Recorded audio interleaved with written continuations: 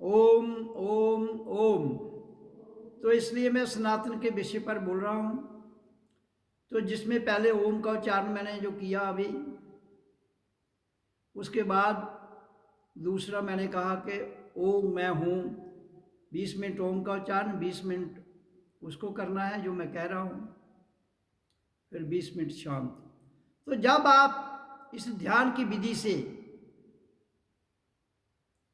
अपनी ऊर्जा को मूला पाँव के अंगूठे से मूलाधार तक, मूलाधार से लेकर आज्ञा चक्र तक, आज्ञा चक्र से पहले तो हम मूलाधार से स्वादिष्ठान जो हमारी नाभि है, फिर मणिपुर उसके ऊपर, फिर अनाहत हृदय में, उसके बाद है विशुद्ध, फिर आज्ञा चक्र, तो फिर सहस्रार। जब जहाँ से सारी एनर्जी आप बैठकर आसन में जहाँ ले जाते हो तो सनातन की समझ आएगी। ग्रंथ पढ़ने से सनातन की समझ नहीं आएगी। क्यों? वो आप बोल रहे हैं, या तो आपने ग्रंथ तब बोल रहे हैं जिसमें तो आप अपनी एनर्जी यहाँ ले जाओ, ये इस जगह। उसके बाद जो इंसान इस धरती पर इस देह में है, उसने अगर अपनी ऊर्जा को जहाँ तक ले गया है, उसे भोग संभोग योग और योग से परे क्या है सारी समझ आ जाती है। सनातन क्या है समझ आ जाती है।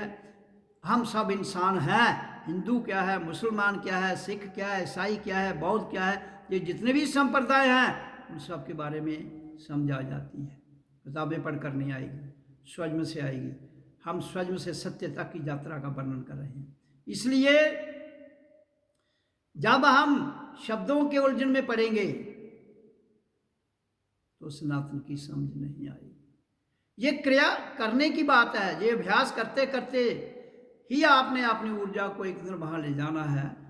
जब आप अपनी ऊर्जा को मूलाधार से उठाकर परम धाम में ले जाते हैं। हमारा केंद्र नाभि है। केंद्र से ऊर्जा ऊपर आए तो ऊर्ध्व गति में जाती है, केंद्र से ऊर्जा नीचे जाए तो अधोगति में जाती है। आपका पाप पुण्य कुछ भी नहीं है इस धरती पर। ये केवल आपको अपने आप को जानना है। अगर अपने आप को जान जाएंगे तो समझ आ जाएगी पाप क्या है, पुण्य क्या है, मैं क्या हूं, तू क्या है, वह क्या है, रजोगुण क्या है, सतोगुण क्या है, तमोगुण क्या है, आपके वेद क्या है, गीता क्या है, रामायण क्या है, कुरान क्या है, पुराण क्या है, बाइबल क्या है, धम्म पद क्या है, ग्रंथ क्या है, सबकी समझ आ जाएगी। क्यों? कि इन सब का ज्ञान आपके भीतर है। ये किसी भगवान के द्वारा जो इंसान के देह में आया लिखे गए हैं, जो वर्णन किए गए हैं। तो क्या तुम क्या पैदा हुए हो? मैं इन सबको पूछना चाहता हूं, तुम भी तो इंसान हो। अगर वो संत महापुरुष भगवान अपने समय में अपने भीतर से ज्ञान प्राप्त करते हुए ये वर्णन कर गए, तो आप भी तो उसे जान सकते हो। उन्होंने अपने भीतर की किताब खोली और जाना, तुम भी भीतर की किताब को खोलो। कैसे? ओ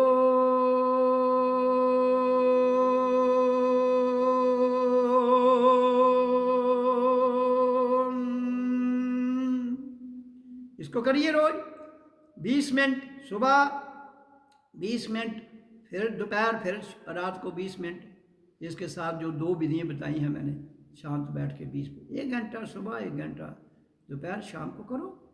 the book of thy self, the book of my self, the book of him self,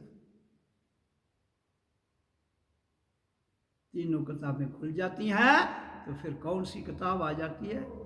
the book of पूर्ण ज्ञान। फिर उसके आगे द बुक ऑफ रियलाइजेशन, फिर उसके आगे द बुक ऑफ सोल, फिर उसके आगे the book of supreme soul. ये सारे ग्रंथ खुलते खुलते सुप्रीम सोल के बारे में आप जान लेते हैं, तो ग्रंथ क्लोज हो जाएंगे। इसलिए ग्रंथों के भाव में झगड़े उत्पन्न होंगे। कोई ग्रंथ कोई दलील देता है, कोई ग्रंथ कोई दलील देता है। आप दलीलों को जानने से पहले स्वयं को जानिए, नहीं तो तर्क वितर्क कभी भी खत्म नहीं होगा। और सनातन को जानते हुए भी आप नहीं जान पाएंगे। वहां तो तर्क वितर्क है नहीं। तर्क वितर्क आपका प्रकृति में है, तो तर्क प्रकृति में कभी खत्म होता है लेन देन? कभी नहीं होता है। जहाँ झगड़े खत्म होते हैं क्या? नहीं होते हैं। तो तुम हाउ यू कैन नो? तो कैसे जान पाओगे सनातन को? ये कोई दुकान पर बिकने वाली वस्तु नहीं है, ये भीतर से जानने वाली शक्ति है। एक है, दो नहीं। प्रकृति में मैंने कहा वो ध्वनि है, ओम और श्वास। प्रकृति में सनातन ध्वनि है, ओम और श्वास। बाकी इसके आगे जितने भी हैं वो ब्रांचेज हैं। आपकी कान, नाक, मुंह, जीवा, स्पर्श, अंग, ये सब उसके अंग हैं आगे। आप अंगों को ही समझ चुके हो। वंश प्रकृति में सनातन है, अंश प्रकृति से परे सनातन है। इसलिए मैं अपनी वाणी पर बड़े दावे के साथ, बड़ी बेबाकी से और डंक की चोट पर बोलता हूँ। मैंने ग्रंथ नहीं पढ़े हैं। हाँ, अगर जानने के बाद कोई पढ़ा होगा तो उसके बारे में मैं इसलिए रेफरेंस के लिए चर्चा दे देता हूँ। Otherwise there is no need of reading any ग्रंथ if you want to know yourself. अगर आप अपने आप को जानना चाहते हो तो अज्ञानी, कंप्लीट अज्ञानी जैसे बच्चा होता है बन जाओ, then you can come to know Sanatan क्या है, भगवान क्या है, ईश्वर क्या। ईश्वर सूरज को कहते हैं, ईश्वर रोशनी देने वाला प्रकृति में, और प्रकृति से परे आत्मा, करोड़ों सूरजों की रोशनी उसमें आप अनुभव करते हो। करने की ताकत चाहिए। ताकत कोई बाहर से नहीं आनी है। जो मैंने तरीका बता रहा हूँ उस पर उसको करना है। करते जाइए रोज रोज, बच्चे से लेकर जवानी तक, जवानी से लेकर प्रौढ़ अवस्था तक, प्रौढ़ अवस्था से लेकर बुढ़ापे तक, और बुढ़ापे से लेके शरीर छोड़ने तक आपको करना है। हम सबको करना है।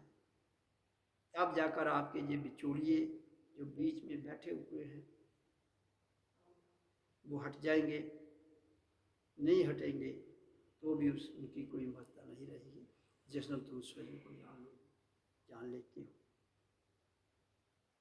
तो वर्तमान में आपके पास ये है, वर्तमान में आपके पास गुण है, किसको कहाँ यूज करना है, देह का क्या फर्ज है, और इसके भीतर जो वाणी आती है वो कहाँ से आती है।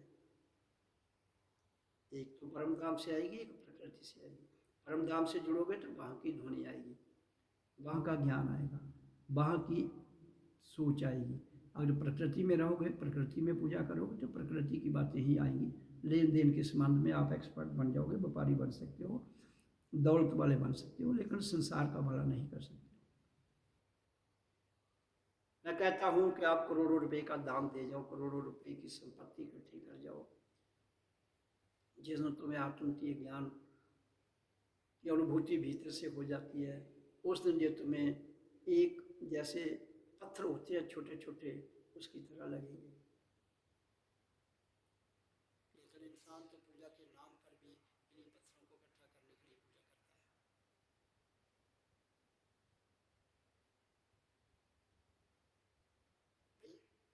कर्म करो। मैं कहता हूँ स्टॉक की किसी nobody has right to keep stock. आपकी वितरण प्रणाली ठीक नहीं है, ठीक कीजिए। हर कोई जहाँ रोटी, कपड़ा, मकान और जो भी सुविधाएं उसको मिल जाती हैं, अगर आपकी वितरण प्रणाली ठीक हो, अगर आपका सिस्टम ठीक हो जाए। तुम्हारे झगड़े सिस्टम पर ही नहीं खत्म हो रहे हैं। तुम सिस्टम को ठीक नहीं करना चाहते हो। सिस्टम को ठीक करने के लिए तो कोई भी आगे नहीं आना चाहता है। उसको वाद विवाद खड़ा करने के लिए, झगड़े पैदा करने के लिए आगे आ जाते हो। क्यों? आप अपना फायदा, आप अपनी सत्ता, आप अपनी प्रभुता को कायम रखने के लिए लोगों को गुमराह करते रहते हो। ये बात मैं किसको कह रहा हूं? जो धर्म के ठेकेदार हैं, जो यहाँ की सरकारें हैं। जनता के हित के लिए अगर सब काम करना चाहें तो झगड़ा कहीं नहीं होता है। एक दूसरे पर लांछन लगाना, तुम ये कर रहे हो, वो ये कर रहे हो, क्यों लड़ाते हो मानव को मानव के साथ, जब हर मानव का जो असली हक है, रोटी कपड़ा मकान, सबको मिलना चाहिए भाई। और क्या इशू है? और इस धरती पर कमी थोड़ी है। एक युग था जब साइकिल भी नहीं मिलता था, आज तो हर घर में कार है, साइकिल की तो बात ही रहने दी। कहाँ से आई? इसी धरती से मिली ना, तुम लोगों ने थोड़े दी, तुम्हारे दिमाग की उपज है। जो हमारे साइंटिस्ट है, जो हमारे दिमागी लोग हैं, उन्होंने खोज की ना, तो खोज ही सब कुछ है। खोज करो और आगे बढ़ो। झगड़े किस बात के लिए है? कोई मंदिर का झगड़ा, कोई मस्जिद का झगड़ा, कोई गुरुद्वारे का झगड़ा, ये क्या है, किस लिए? तुम्हारे बेटी गारे के मंदिर मस्जिद गुरुद्वारे यहाँ ही खड़े रह जाएंगे, तुम क्या करोगे अगर बीच में निकल जाओगे तो? इसलिए मेरी बड़ी बड़े स्पष्ट भाव से कहती है, बड़े स्पष्ट भाव से,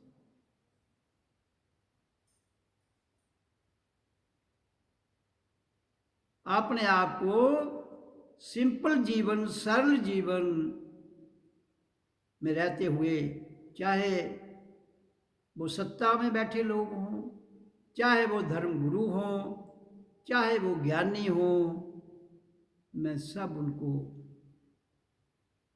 एक प्रेरणा युक्त विनती के द्वारा आगाह कर रहा हूं।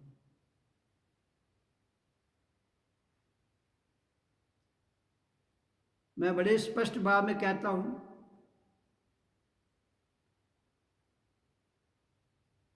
जब तूफान चलता है वो सबको उड़ा के ले जाता है। बाहर ना वो धर्मगुरुओं को छोड़ेगा, ना राजनेताओं को छोड़ेगा, और ना आम जनता को छोड़ेगा। इसलिए सब सुधर जाएं, आम जनता, धर्मगुरु, सत्ता में बैठे हुए नेता। मैं बहुत बार ये बात पहले भी कह रहा हूँ, आज फिर कह रहा हूँ। इसलिए मेरी कही हुई वाणी पर अपना चरित्र डालिए और जीवन में आगे बढ़िए, तब समझ आती है कि जीवन जीने की कला क्या है। तुम्हारे झगड़े पे, कभी कॉन्स्टिट्यूशन पर झगड़ा है, कभी लोगों पर झगड़ा है, क्या करते रहते हो तुम लोग?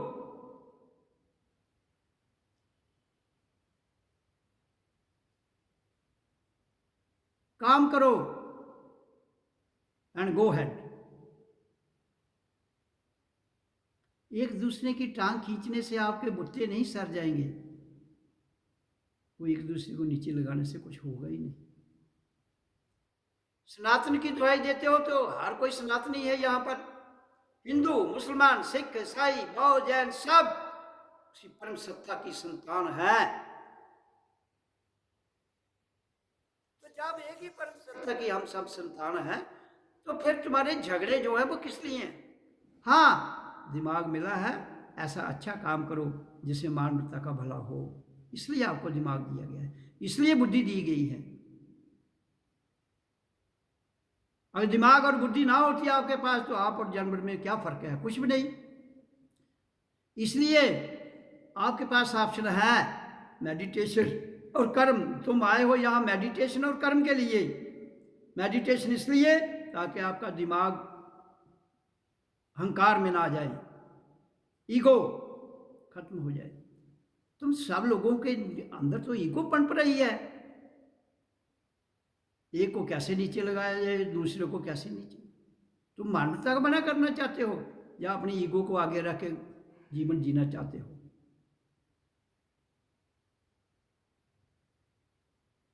इसलिए कर्म करो और अपने आप को जानो, मैं कौन हूं। तो दुनिया में सुख, समृद्धि, शांति, आनंद, भगवान क्या है, सनातन क्या है, समझ आ जाएगी।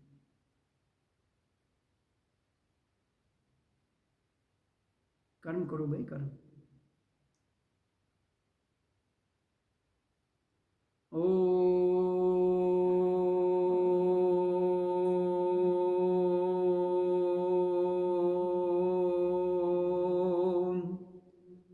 इस ध्वनि का उच्चारण करो रोज।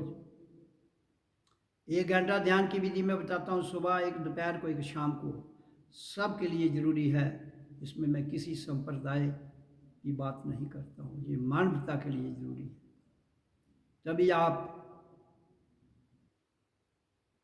जो 3 गुण है, तमोगुण, रजोगुण, सत्वगुण, इससे ऊपर सनातन क्या है, गुणातीत है। प्रकृति में भगवान, गुणातीत परमात्मा, निराकार और साकार, साकार और निराकार, 2 ही प्रकार की तो जानकारी रखनी। साकार में देह है, निराकार में देह में रहते हुए हमने एक उस सनातन की ऐसी लाइट, ऐसी ज्योत, ऐसा आनंद, जहाँ पूरे विश्व का दुनिया उस रोशनी में समा जाए तो शांत हो जाती है। शांति आपके भीतर है, कहीं बाहर नहीं है। आनंद आपके भीतर है, भोग आपके भीतर है, संभोग आपके भीतर है, योग आपके भीतर है, और भगवान परमात्मा भी आपके भीतर है, और सनातन भी आपके भीतर है। जानिए, ये खोज है, खोज, भारत एक खोज है। इसलिए खोज करिए और जानिए। जब तक आप खोज नहीं करेंगे तब तक नहीं जान पाएंगे, नहीं जान पाएंगे। तो मैंने कहा है कि 1 घंटे में क्या करना है, 20 मिनट श्वास भरनी है। श्वास भरी, ओ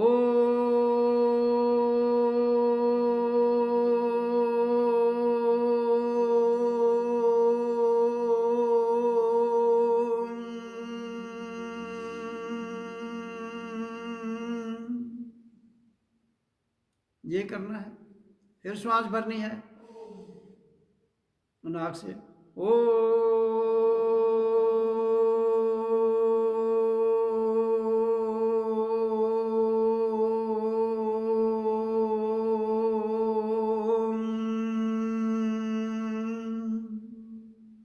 फिर श्वास भरनी है,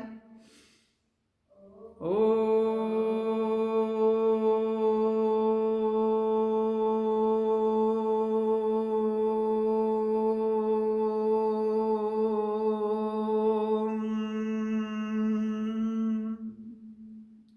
तो ये ओम के उच्चारण की विधि है। रीढ़ की हड्डी को सीधे रखना है, पद्मासन में बैठना है, ये इसकी विधि। पहला नंबर 20 मिनट, मैं तो अभ्यास के लिए बता रहा हूँ आपको, इसको 20 मिनट करना है इसी बात। फिर उसके 20 मिनट के बाद ओम मैं हूँ, ओम मैं हूँ, ये शांत में, ये जोर से नहीं करना है, सिर्फ ध्यान लगाना है आगे चक्कर पर, और मुंह में शांत ओम मैं हूँ, लंबे स्वर में, मुंह के अंदर ओम मैं हूँ, ये भीतर करना है शांत भाव में। ऐसे जैसे मैं बैठा हूँ बैठ जाओ, मुंह बंद।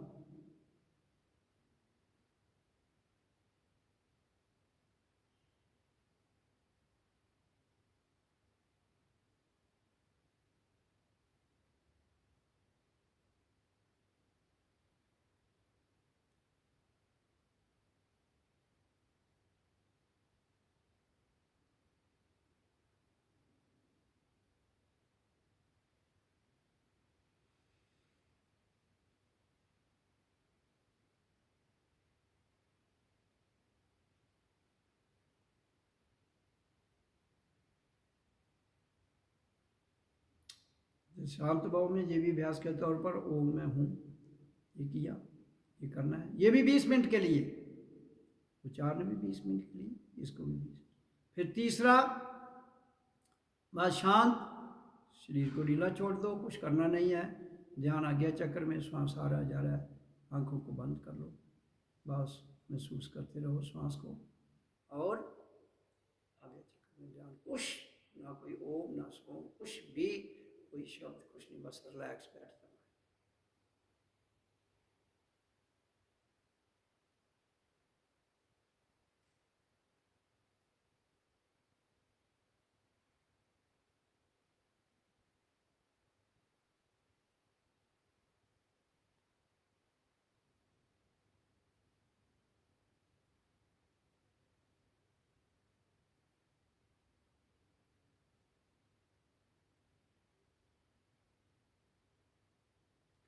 तो ये तीनों क्रियाएं ध्यान की मैंने बता दी। 20 मिनट ओम का उच्चारण, 20 मिनट ओम मैं हूँ शांत भाव में।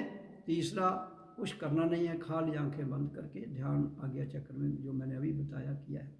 ये तीनों मैंने अभ्यास के रूप में कराए हैं, लेकिन आपको घर में 20-20 मिनट, तो 20 1 घंटे के लिए सुबह, 1 घंटे के लिए दोपहर, 1 घंटा शाम को, 3 घंटे मिनिमम रोज करना है। तब जाकर आपको धीरे धीरे धीरे धीरे करते करते अभ्यास जड़मत होत सुजान रस्सी के आप जाप्त से सिर पर पड़। इसके लिए ये नहीं कहना है कि कितना समय लगेगा, ये इसका समय की बात नहीं है, आपकी लगन और प्यास की बात है। कितनी लगन है और कितनी प्यास है आपको। जैसे एक रेगिस्तान में आदमी जाता है, गर्मी कड़कती हुई पड़ रही है और उसको प्यास लगी हुई है, तो वो प्यास के लिए पानी नहीं मिलता है तो तड़पता है। वैसी प्यास चाहिए। पानी कोसों दूर है, नहीं मिलता है, लेकिन प्यास लगी है, स्वाय प्यास को उसको कुछ भी याद नहीं आता है। ऐसी तड़पती हुई प्यास, ऐसी तड़पती हुई लगन जिसके भीतर उठेगी, इस लेवल में जिसके भीतर भी आएगी, उसी दिन सनातन की समझ आ जाएगी। व्हाट इज सनातन? ऐसे नहीं आएगी। एक जन्म छोड़ के 100 जन्म भी आओ, फिर सनातन के ढंडोरे पीटते रह जाओगे और सनातन की समझ नहीं आएगी। इस भारत में 108 करोड़ हिंदू कहता है हम सनातनी हैं, क्यों नहीं करते जो मैं कह रहा हूं? 37 साल से मैं कह रहा हूं ओम का उच्चारण करो, तो दुनिया की कोई भी ताकत आपके आगे नहीं टिक पाएगी।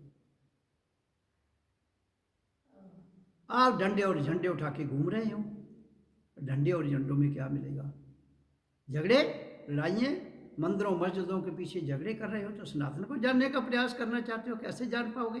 वो तुम्हारे भीतर है। भीतर जाइए, हिंदू भी भीतर जाए, मुसलमान, सिख, ईसाई, बौद्ध, जैन, जिसने भी मानव देह पाया है। जब हमारे श्वास लेने का तरीका एक है, जब जन्म के समय हमारी ध्वनि एक है, ओआ ओआ, तुम कौन सी ध्वनि लेके घूम रहे हो? ये तो तुम्हारे कारोबार के नाम है। असली है श्वास और ध्वनि है ओम प्रकृति में। और प्रकृति से परे जो सनातन है, मैंने कहा ना, भगवान प्रकृति में सनातन है और परमात्मा और आत्मा प्रकृति से परे सनातन है। उसको कुछ लेना देना नहीं है परमात्मा को आपके इस कारोबार से। उसने एक दफ़ा इंसान को रच दिया और अपने पूरे भोग, संभोग, योग और स्वजम क्या है, ये सब विद्याएं आपने खोज की और आपको समझ आ गई। उसने उसके लिए दिमाग और बुद्धि दी, लेकिन ये दिमाग और बुद्धि से परे की बात है। इसलिए सनातन ना मिटा था, ना मिटेगा, ना मिटता है। दुनिया में रद्दो बदल हो सकता है, संप्रदाय कोई सनातन नहीं है, ये तुम्हारे छोटे छोटे कल्ट हैं। सनातन भीतर की यात्रा है, करो और देख लो, जान लो। सनातन एक अलाई ताकत है जिसका तुम कभी भी नाश नहीं कर सकते हो। वो है, थी, रहेगी। वो ज्योत जो हम सब कुछ चला रही है प्रकृति में और प्रकृति से परे, और फिर ज्योत के नीचे हमारी श्वास है और हमारी आवाज है। प्रकृति में भी, लेकिन प्रकृति के परे खाली ज्योत रह जाएगी, आवाज छीनी जाएगी, आपके श्वास बाजू भी छीनी जाएगी। ये जानना है। इसलिए मेरी वाणी कहती है कि सनातन को जानने के लिए आपकी एजुकेशन का सिस्टम जिसमें ध्यान की विधि हो, वो सबके लिए जरूरी है। हिंदू के लिए, मुसलमान, सिख, ईसाई, वहाँ झगड़े नहीं होने चाहिए। कोई कहेगा नहीं मेरा अल्लाह ऐसा ही कहता है, मेरा कोई अल्लाह, कोई गुरु, कोई सब एक ही तो हैं, एक ही सनातन से निकले हैं। ये नाम तो तुमने लगाए हैं, सनातन का कोई नाम थोड़ी है। ये तुम्हारी परिभाषा में सनातन, उसका कोई नाम नहीं है। Nothing doing, no name.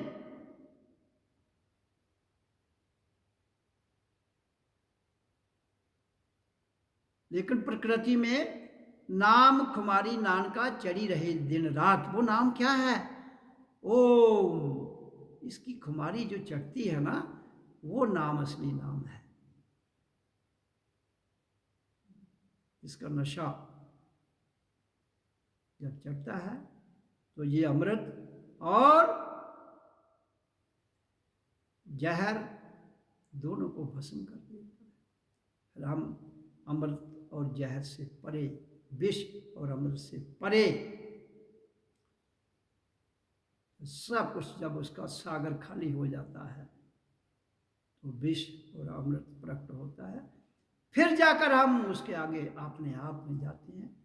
उस सनातन की चर्चा में करता हूँ, समझो। उसके नीचे अमृत है, जहाँ आपका विष है, ये गुण है। सनातन गुणातीत है। हाँ, प्रकृति में मैं कह रहा हूँ गुण है, उससे परे गुणातीत। इसलिए प्रकृति में भी सतोगुण में अपना जीवन बताओ तो गुणों से परे जा सकते हो। रजोगुण में तुम फंस जाओगे, तमोगुण में फंस जाओगे तो यहाँ ही कभी भूत, कभी प्रेत, ऐसी जीवात्माओं में यहाँ भटकते हुए स्वयं परेशान, दूसरों को परेशान करोगे। तो कैसे शांति आएगी? तुम्हारे तौर तरीके ही गलत हैं सारे। तुम तो उलझ गए हो, भोग संभोग योग, इसमें उलझे हो। इनकी जरूरत है, उलझना कहीं नहीं है। इसलिए परमात्मा आपकी जरूरत से कुछ लेना देना नहीं है। वो भगवान का काम है, इंसान का काम है, करो। परमात्मा को बीच में मत लाओ। उसने भूमि, सूर्य, चांद, आपके सौर, जो सौर जो सिस्टम है, सौर मंडल है यहाँ का, दिया हुआ है। वो करो, कहता है जो खोज करनी है कर। तेरे को दिमाग दिया है, बुद्धि दी है, कर। लेकिन इनमें खोज में एक और खोज भी है। एक माया की खोज है, एक अपनी खोज है। एक माया भौतिकता की खोज, एक आत्मा की खोज। दोनों खोज ही है, लेकिन इसका जिम्मेदार इंसान है, क्योंकि उसी के पास क्षमता है। वो दोनों की खोज कर सकता है, भौतिकता की और ज्ञान आत्मा की। इसलिए तभी गीता में लिखा गया है, भगवान उपदेश देता है। भगवान कौन है? कृष्ण अर्जुन को उपदेश दे रहा है। अर्जुन वो व्यक्ति है जो उलझन में फंसा हुआ है।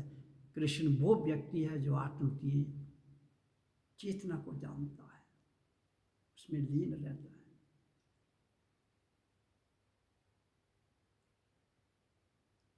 उनके मुजस्मे खड़े करने से कुछ नहीं होगा, उनके चरित्र को जानने की जरूरत है। हाँ, मुजस्मे प्रतीक के तौर पर तो तुम अगर उसको सत्य मान लोगे, बहुत बड़ी गलती कर रहे हो।